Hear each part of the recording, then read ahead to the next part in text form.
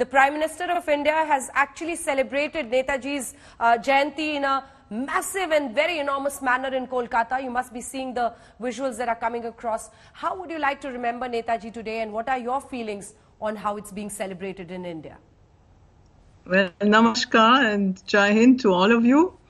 I'm very happy that Netaji is being honored today on his 124th birth anniversary by people across India, and of course I also feel honored that the Prime Minister himself came to Kolkata to honor him.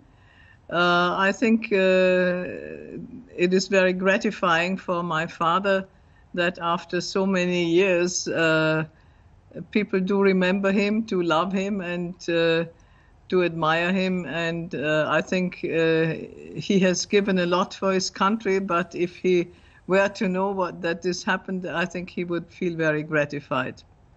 Anita, do you have a feeling where a lot of people within India feel that he was not given his due place in India's history? The kind of freedom struggle that he led for India, the way he challenged the Britishers, the way he led a whole army in foreign land and he tried to combat the Britishers. Do you feel that he has not been given his due place in India's history?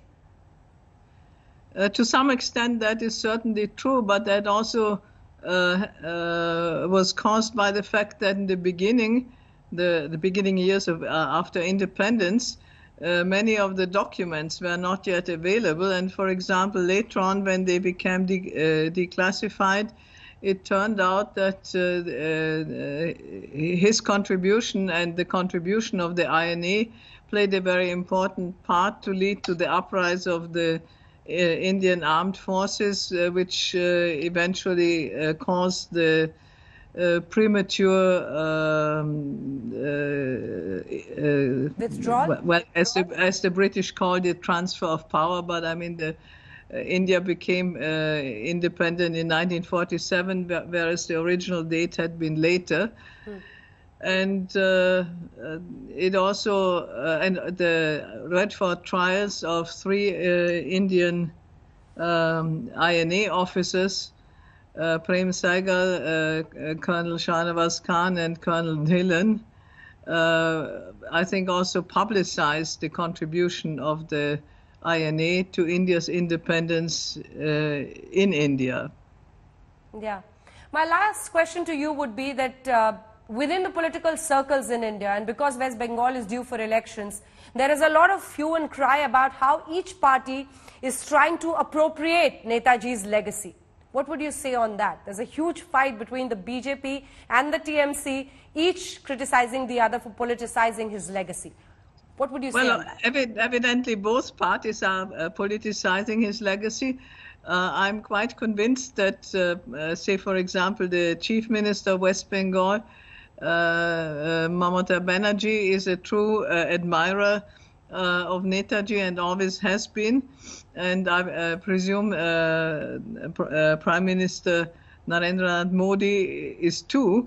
Yeah. So I think it's quite legitimate that they claim him in some way. But on the other hand, I mean,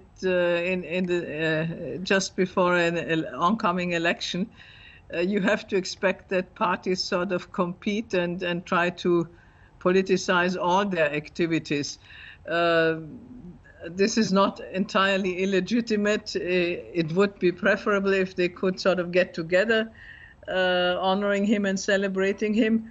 But I think maybe that's asking too much of a political party in these days. And I think that it's better there is a competition how to honor him than not to honor him at all.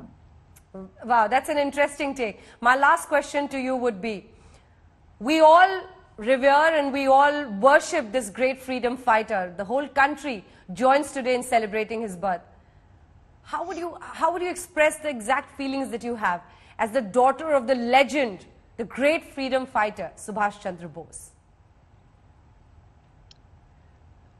I'm very grateful to his country, and on the other hand, I think he also deserves this honor, because he has sacrificed a lot for his country, that the love for his country was the all-encompassing sentiment that he had, and I think everything else had to take second place. All the loyalties to family, friends, and so on were superseded by this loyalty and love for his country.